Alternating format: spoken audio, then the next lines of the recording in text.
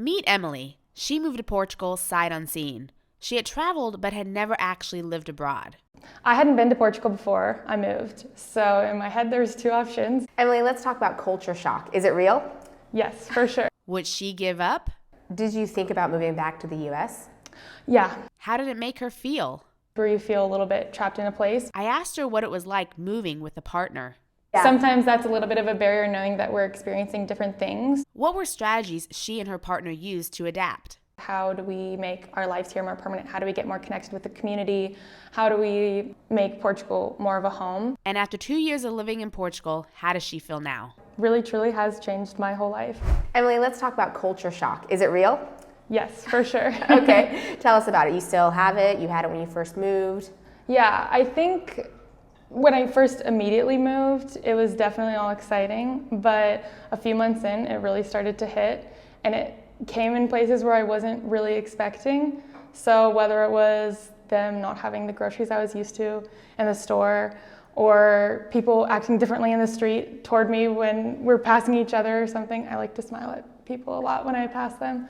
Or just like in general, how things move around the space. It really started to affect my move here, I guess. So getting used to kind of a lot of the small things in your life around you, and yeah, they start to build up and it's really challenging. Okay, had you lived anywhere else outside of the US before moving to Portugal? Not actually, no. Okay, you traveled a little bit, but it's different, right? Yeah, traveling and like little study abroads in university, but nothing where I actually had to live, and nothing permanent. I think that's the difference, because when I knew it was temporary, these little things didn't bother me as much.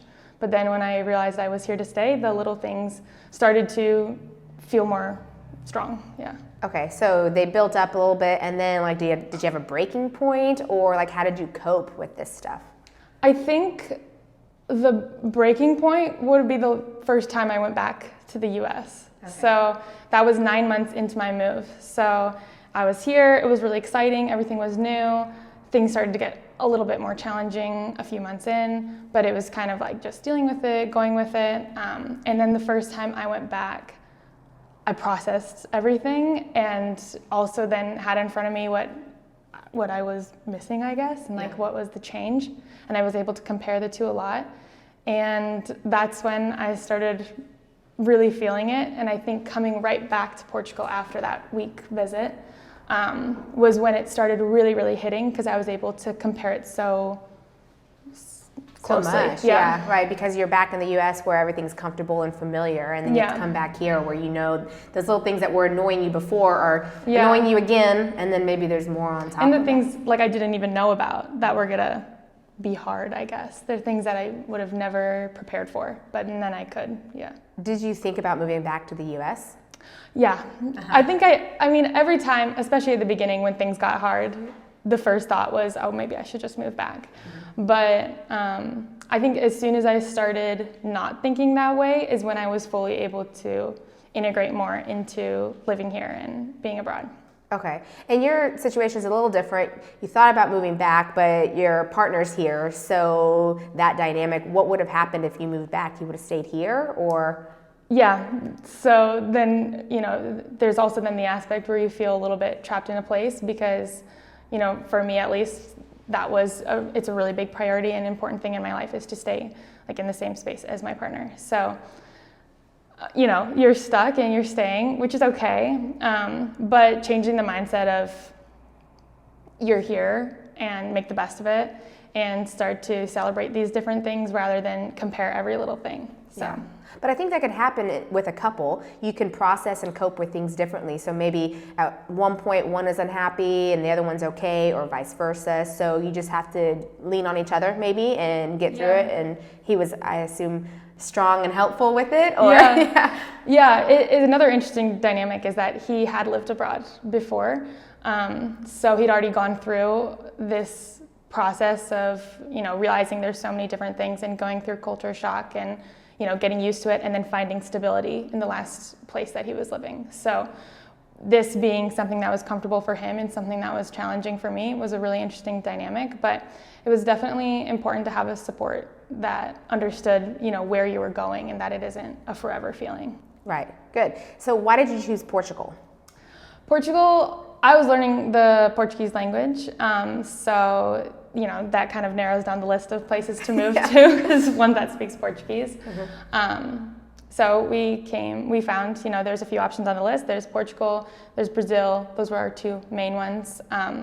But Brazil is a little bit more challenging place to be if you don't speak English, or if you don't speak Portuguese, because they don't speak as much English there, from my understanding, and it's not as safe as Portugal. So it seemed like a good place to be here, and then it just came down to picking the city. Yeah. Okay, which we'll get to the city in a second, but you were learning Portuguese because your boyfriend, your partner, my partner, that's his native language. He's Brazilian. He's Brazilian. Okay, so it seemed like a good midway section, I guess, middle ground for you to do someplace in Europe, but then also Portuguese speaking. Exactly. Yep. So it made sense.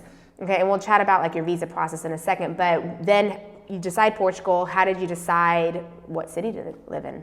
So I hadn't been to Portugal before I moved. So in my head, there was two options. It was Lisbon or Porto, especially since we planned to maybe be here for longer, and we knew there would be more opportunities in the cities to work or figure something out.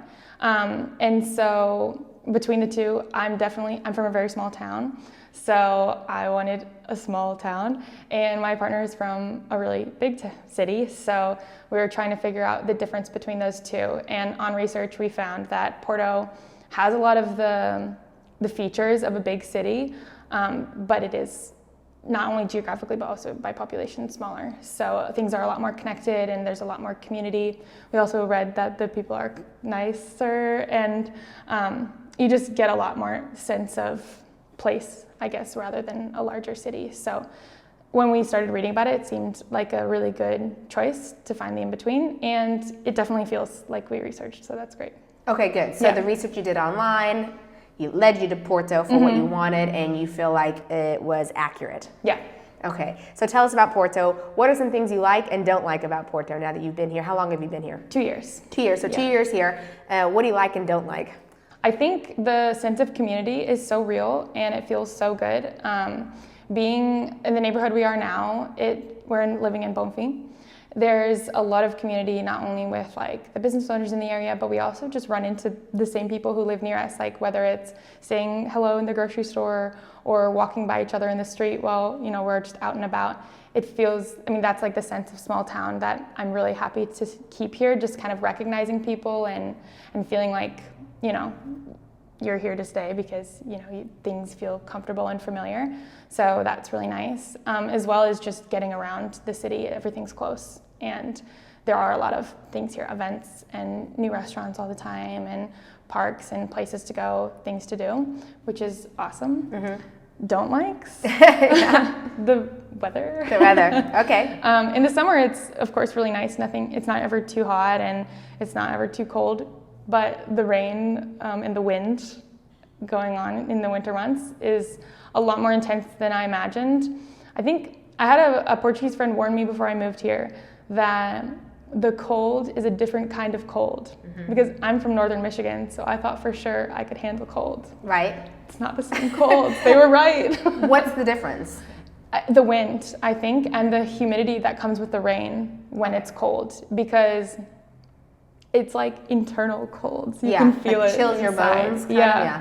And I know I'm used to, if you wear enough coats and scarves and hats, like you're gonna be fine. Yeah, because you're used to snow and everything, right? Yeah. And here it doesn't snow in Porto, but it's still a different type of cold. No, it's cold. You can't ever protect yourself. And what about the difference between inside and outside? Like if you're in an apartment or in an establishment? Yeah, that was really surprising to me as well. And again, it's something that people talk about, and I heard, but I was like, oh no, I'll be fine. It can't be that bad, it right? can't be that cold inside.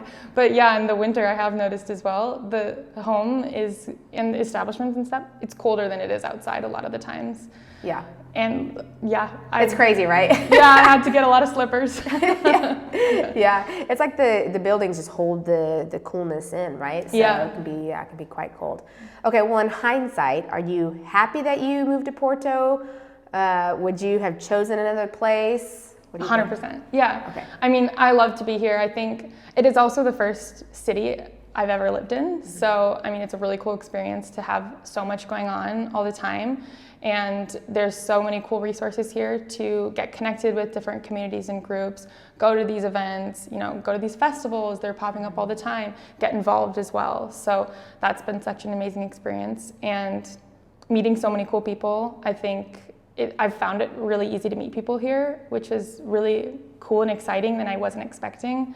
And just overall being so connected to a lot of the places in Portugal and also the rest of Europe, with the airport being so close to the city. Yeah, that's really nice. So as far as size goes, it's been comfortable. It hasn't been overwhelming. Yeah, surprisingly. I was really shocked by that. But I think it is that, what I was saying, being able to recognize people where you go and having little groups and communities within your neighborhood or even within your interests in the city. So being part of clubs or groups or something, it makes it really easy to feel tight-knit and small. But you can always try something new and not see people if you want. Yeah, that's true. That's a good point.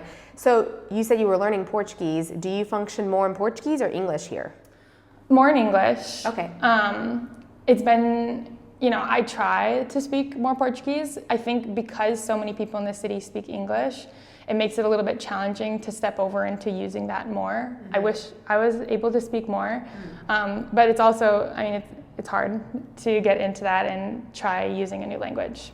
Do you feel like you're losing some of the Portuguese because you don't use it as much, or you've plateaued, or how do you feel about the language?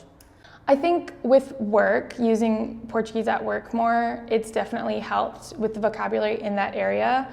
But yeah, I feel like it has kind of plateaued, from my perspective at least. I think understanding Portuguese has always increased because I have to hear it, 100% when I'm out and about. I hear it just in the background, people talking as they walk by or whatever it is. So listening has definitely improved. But the speaking part, it's difficult to pass over. And maybe even it's made it harder the longer I wait to speak. Yeah. If that makes sense. Like I definitely need to just rip the Band-Aid off and start speaking Portuguese more. Yeah, and we'll chat about work in a minute because you've opened up a cafe. So I definitely want to talk about that. Yes, coffee.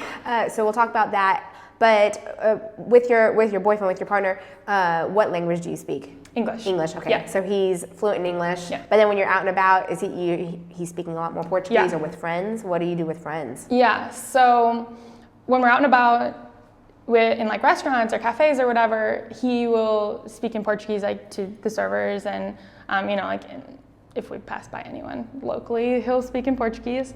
And then with friends, it's interesting because most of our friends are also Brazilian. Okay. So they all speak Portuguese, I speak English, and so they always want to be there and like support me if I ever am ready to speak. But a lot of times they will speak Portuguese with each other unless I'm part of the conversation. Then I will switch to English. So with them, I hear a lot of Portuguese for sure. But it's a part of having really awesome friends who speak multiple languages and they can switch for you, which is nice. Yeah. So that could be a little challenging as well as far as different cultures, right? Because they're Brazilian but living in Portugal. You're American but living in Portugal. So you have a bit of culture differences. So that can also kind of lend into the culture shock as well that we talked about at the beginning, right? Yeah. That can be hard. Especially knowing like all of the people who are really special and important to you. Like these really close friends and my partner, of course, they're really important to me here. And knowing that we're having different experiences since, one of the biggest things for me is that I don't speak the language fluently. And of course, like they do. So sometimes that's a little bit of a barrier knowing that we're experiencing different things. But it is really cool having international friends from different places and living in a new place all together. There is that shared experience of we all left home and we're all somewhere new.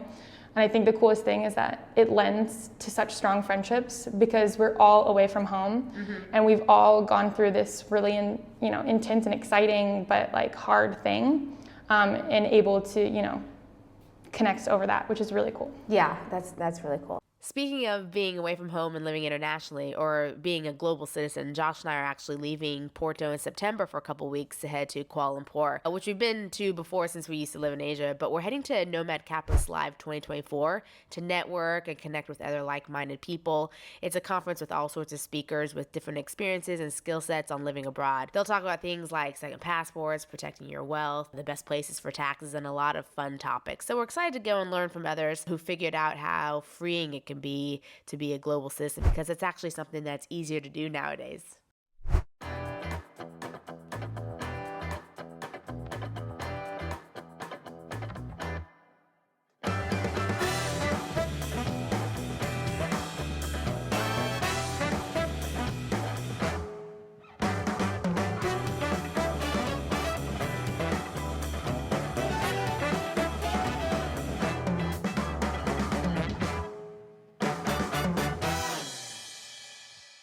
Okay, so let's go back to your visa process. You came a couple years ago, but then you've opened a cafe, so things kind of changed because obviously you didn't come here thinking you'd open a cafe, so you came here with a job. Yep. Okay, just a remote job. A remote job, yeah. Okay, so working online, you and your partner both work online, so that's how you got your visa. Really quickly, how was the visa process? Was it straightforward? Was it difficult? Yeah, I think it was pretty straightforward. We did it ourselves. I remember there was just like some waiting for things, waiting for the NIF to process, waiting for our documents to be approved, sending them away, waiting for them to come back. But collecting the information, I think, was pretty straightforward because we found resources in Facebook groups, and that made it really nice to be able to, fulfill that process by ourselves, which was nice and pretty efficient. So yeah, and we only had to wait a few months for our visa to be processed once we submitted it. So I think for us, painless. Yeah, pretty painless. Yeah, not everyone's experience, but for you, not so bad. Yeah. Okay, so then you get here, and why in the world did you open a cafe? What happened there? Because that wasn't the plan, right? So then how long had you been here, and then where did this idea come from? Right. So even though like opening a cafe has been a dream of mine for a while, I just wasn't expecting it to be now per se. And of course, I created this dream when I was living in the US, so I always imagined it there where I was living. But life goes on and things change, and here we are. And I guess it was just working remotely being a little bit challenging for me, just since I prefer, being more interactive with people and having more in-person work. But so after about a year of being here, I was ready to maybe be in person and work, and I tried looking for jobs, but it's really hard to find work when you're not fluent in Portuguese in Portugal. Yeah. And then I started thinking about what it would mean to open the cafe and kind of fulfill that dream. And it also, part of that was also to go into how do we make our lives here more permanent? How do we get more connected with the community? How do we, make Portugal more of a home? And since a lot of the cafe, my dream for it surrounds around community and creating a space for everyone to be, together, no matter where you're from or who you are, just being here and, enjoying coffee together. It seemed like the perfect place because I had gone through a lot of that, searching for community and meeting people and finding, this connection, and I wanted to share that. So it seemed like the perfect time and the perfect place because Porto had given so much of that to me, and I wanted to give that back to the community as well. Yeah, that's great. So it's interesting that you say this because we talk about culture shock and how you thought about moving back, but now you're talking about being a bit more permanent in Porto. So the shift was mainly you wanted to be more social, you wanted to give back, you wanted to build community, and you thought the cafe would be a great opportunity. Yeah. So you started a cafe in Bonfim, and how has that been? Have you been able to, was it a struggle at first to get things going, to get clients? Tell us about it. Yeah, so at the start, it was, there's not a lot of information online, just like with a lot of things here in Portugal, we had to figure things out by talking to other people and, figuring things out online and just kind of asking a bunch of questions, waiting for people to lead us to the right place. So taking a second at the beginning, but once we got things rolling and got the right information, it moved and it went pretty smoothly. I think it was from March until August, it took us to process and build and, make all the right papers and stuff like that. Once we opened, having clients was a little bit difficult finding, getting different types of people and trying to figure out who is actually the clients are. Because finding places to promote was a little bit more challenging for me here, because there's a lot of things that I knew about business in the US. But then when I had to translate that to Portugal, it was a lot more difficult, especially with the information that there was online not being in English necessarily, and then having to figure out how we're going to promote the business, where we're able to market, where we're able to advertise, and apply that here. So it definitely was slow rolling at the beginning, just kind of having customers of people who are walking by or who know us or they're friends of a friend or something like that. Yeah. But I think through time we figured out how to use social media better and connect with more groups and kind of do like word of mouth kind of advertising and also like events and things like that. And once that started to roll, I think it became a lot easier to find our community here. Okay, and your cafe is a little different than the traditional Portuguese cafes, which we'll get to, but how has the community in your area, the Portuguese community in your area, how have they responded to your cafe? Yeah, I think I was really surprised by how supportive everyone in the community was. A lot of the business owners coming by to welcome us to the neighborhood and offer advice and just chat about their experience and ours and how, offering help in any way. So it was really amazing to feel so much support by the community and also now have resources like with these people and work together and grow together as a community, which is not something that I'm used to. With business in America, it's all about competition. Yeah. But that wasn't really the case here. Everyone was just so excited that the city was growing and that we were able to share in that experience together and grow together. It was just really amazing, and it's awesome. We met a lot of people through that. Yeah. Like how sweet, right? We experience that the Portuguese are such kind people, especially up here in the north, right? And you even said that at the beginning that you had researched that they were kind up here. So are you feeling that that's true? For sure. Yeah. Yeah. In daily life as well as opening up the cafe. Yeah. And everything. Yeah. Great. Okay, so let's talk about the cafe. We're drinking coffee, but you also have something unique that you serve, which I think bring in maybe a lot more foreigners. Yeah. What do you do? We serve bagels. Okay. And why? Where did that come from? Yeah, so I like to bake, and so I knew when I opened the cafe, I was going to be baking for it. And my goal was to bake a lot of things that weren't from Portugal, something that was new from different countries, but have them in flavors and profiles that I think everyone would enjoy based on just what I know from the people who I know here. So we started with a bunch of different baked goods, and one of them was bagels. And it ended up having a really positive response from, of course, Americans and Canadians who love bagels, but also the rest of the local community and other people from different nationalities that live around the area. So it was really exciting to see something that I love so much to have with my coffee being loved by other people as well. So we ended up leaning in farther to the bagels just because of the positive response, and now we only serve bagels. That's it. That's all you do. And right? cookies. But, and cookies. Yeah. Our main food, bagel sandwiches, bagels with cream cheese, different flavors of bagels, yeah. And you change it daily, right? Which is nice because, bagels are hard to find here, especially fresh bagels. So it definitely gives the community something different, and people come here just for the bagels, right? Yeah. That's why we came. The first time I was like, because I love bagels, right? So I was like, oh, let's go try it out. But I like how you change them, because then obviously it keeps people coming back, because there's different types. Or you can do, savory or sweet, which is nice. So it's a good option, right? Yeah, it's really special, and it means a lot to share something that was important to me and my culture that, I loved growing up, and being able to, share that with people. And a lot of times people come in who have never even had a bagel before. So it's really fun to share that experience and, share a piece of home with everyone else. And then you pair it with specialty coffee, right? And who do you use for your specialty coffee? Yeah, our coffee comes from Humble Anchor Coffee Roasters. It's a Canadian couple that lives in Vila do Conde, a city a little bit north of here. And they make incredible coffee and use coffee from all over the world. So we're able to feature a lot of different countries of origin for the beans and a lot of different farms, and it's really, really fun. And how has the Portuguese community been with the coffee? Because that's a little different, right? Because it's known for to be a coffee culture, but generally it's like these really strong espressos that there's, maybe they don't even sit down, right? They just take a quick shot and then they go. So how has that been in your community? Yeah, the coffee is definitely different than the normal expectation for Portuguese coffee shops.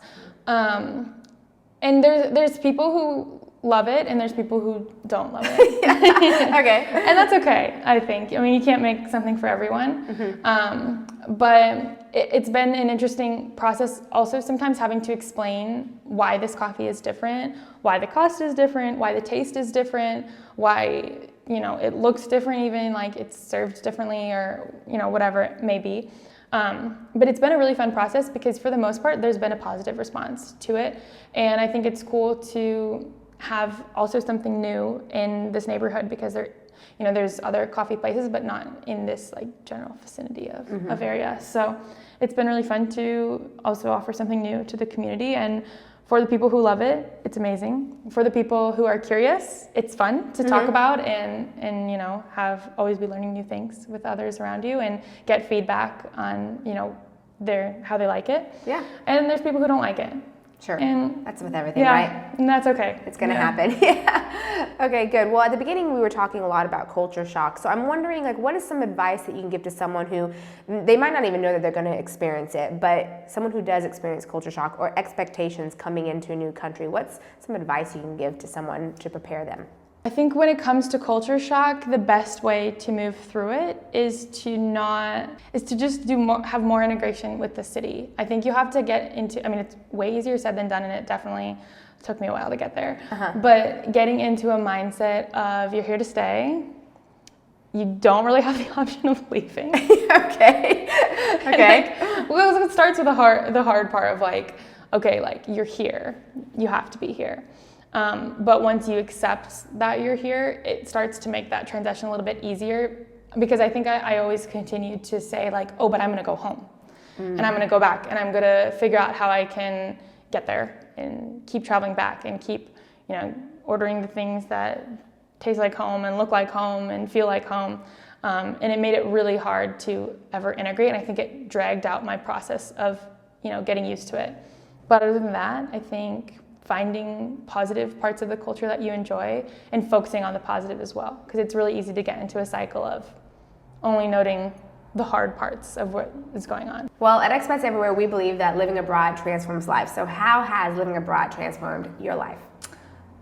This is a great question. I think it's changed, my entire perspective on life. It really, truly has changed my whole life.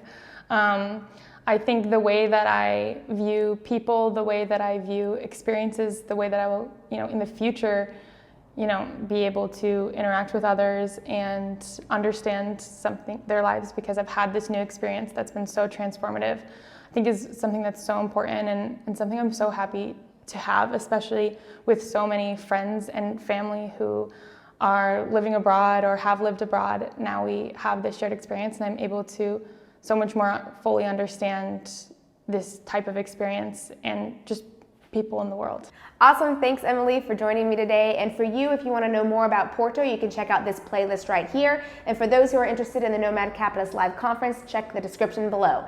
Now let's get moving.